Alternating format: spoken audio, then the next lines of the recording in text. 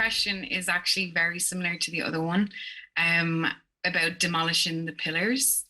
But I can't seem to relate it to the situation. So you say like that you can, there's no way that you can be stuck. There's always a way through it. Like for me, it's my job. So I'm doing like a kind of corporate job. And as soon as you were talking about demolishing the pillars, like I felt like I wanted to cry because I knew, okay, this is it. I need to quit my job. But how do you do that when you have to pay rent and things like that, and you can't find another way to make money that's in alignment with your purpose? Well, first of all, you don't have to pay rent. You can be homeless. You can live with your mom and your dad. You can live with a friend. You can live in a community where you contribute so much love and light and things or whatever that that somehow that's not part of the reality there. There's so many ways that you could live without having to pay rent. So first of all, I'm not saying that's the route you should take, but I'm saying do expand your possibilities, because often it's a lack of faith and vision that lead us to keep ourselves contracted and limited. So we got to recognize all the abundance that's available to us, which is based on the premise that we are creating our own reality. If you're drawing a picture and you got to draw yourself in it, why would you draw yourself stuck in the picture? You know? So Yeah. it's a lack of faith that you have, probably, that leads to a lack of vision.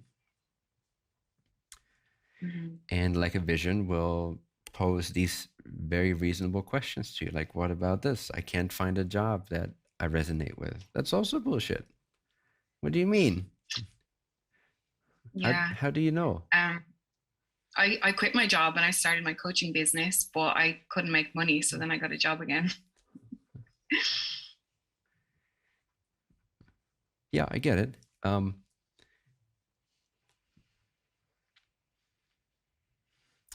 It is similar to the other woman's question, and my answer is also going to be similar. And it is, in my opinion, the swiftest way to deal with this is up your alignment to your truest intention, because this is an issue of self-doubt. It's not an issue of practicalities or inabilities.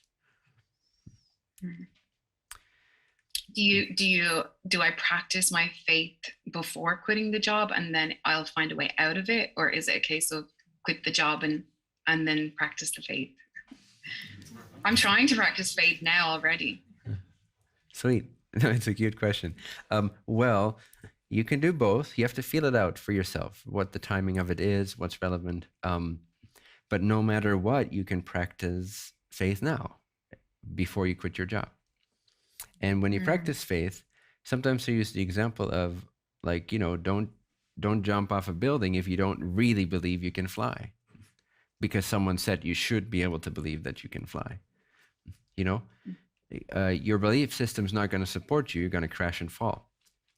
So it's like that. You do have to have enough faith to carry yourself through the transition phase, especially, because it's easy enough to say, to have an inspiring moment. Maybe you watch an inspiring video or something, or someone that talks about this topic, and you're lit up for like 30 minutes.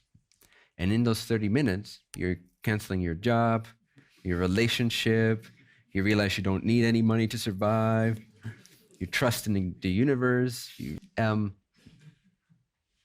But then when the transitionary elements come into play, yeah, the logistics of the things that appear, the self-appearances, the transitions, then can you maintain that level of faith? Can you continue to stay above the clouds of doubt? Yeah. If you can, then great. You can quit your job right now and something will show up for sure, because your belief system will support that transition.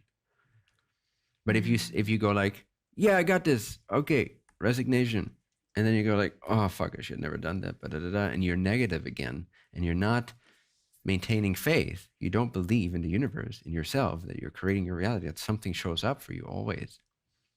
If you don't believe in that higher trajectory, you're going to recreate, but now from a deconstructed structure, you're going to try to sort of scramble together what you can, and it's not going to be very pleasant. So it's important that you do align to the universe. Now, granted, it will help you a little bit. It will support you if you do make a choice like that, that is bold, because God does favor the bold. You will be supported in that. Even if you start doubting, it typically won't just like rip everything away from you because you couldn't maintain perfect faith. There is leeway there, there is slack there. But at the end of the day, it is your belief system that will determine the reality you experience. And the Creator, no matter how gracious it will be for a while, it cannot go against your free will. So if you insist that you're unworthy of finding an amazing job or an amazing way to live or an amazingly abundant coaching practice, if that's your truest, highest desire, if you insist that you're not worthy of that, that you cannot do that for whatever reason you think is true, then even the Creator himself cannot oppose your free will. It wants to. It would love to. It would love to take care of everything for you, but it cannot if you don't let it. Mm-hmm. So sometimes I say, give everything to God.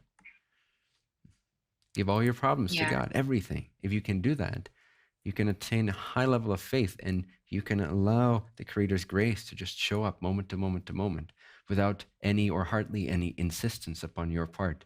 Insistence upon this can't be, insistence upon it should be this way, insistence upon it can only come through those avenues, insistence upon I really want this and nothing else.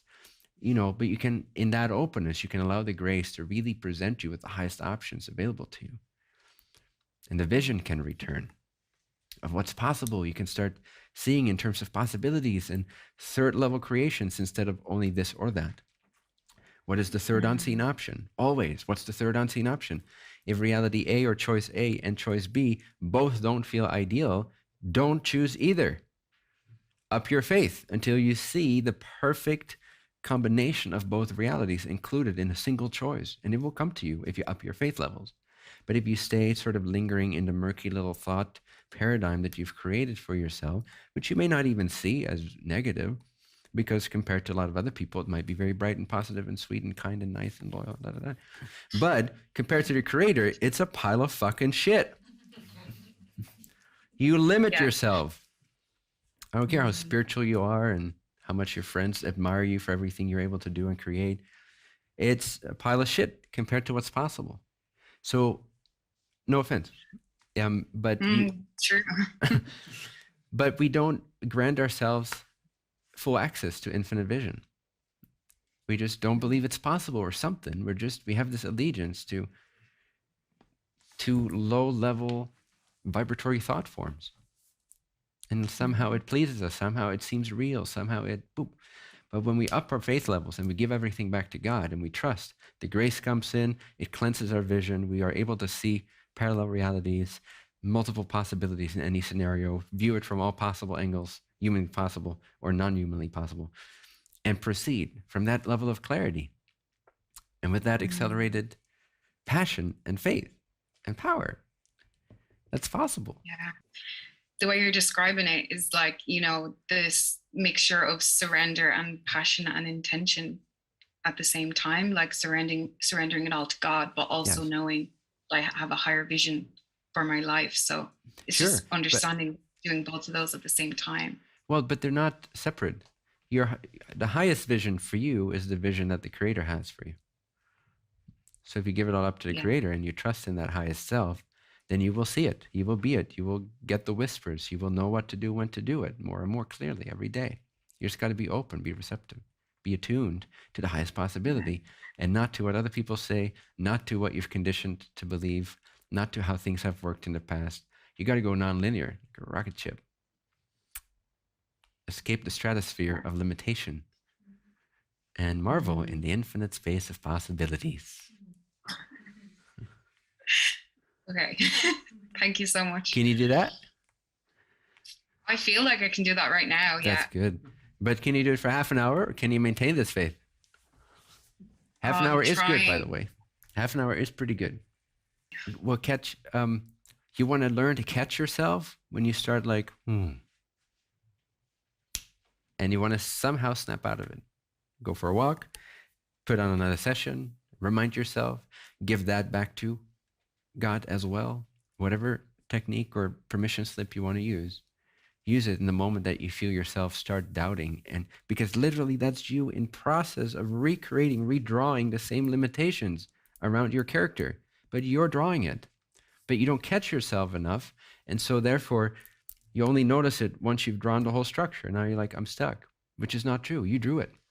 So you want to catch yourself as soon as you start drawing, dancing, low vibes. Mm-hmm. Don't believe it. And surrender in that moment. Yes. Okay. You resolved that surrender / manifestation paradox for me now. When you said that the creator has the highest vision for you anyway, it kind of helped me to not see that I have to keep setting intentions and creating my reality and choosing my highest excitement and desire. If I surrender, it surpasses all of that because the creator has the highest vision. So that helps. Very good. And you might still find yourself going through the motions of getting an exciting idea and taking action on it, but it will feel very natural. It's not contrived, like I need to create my vision board. Nothing wrong with that either. But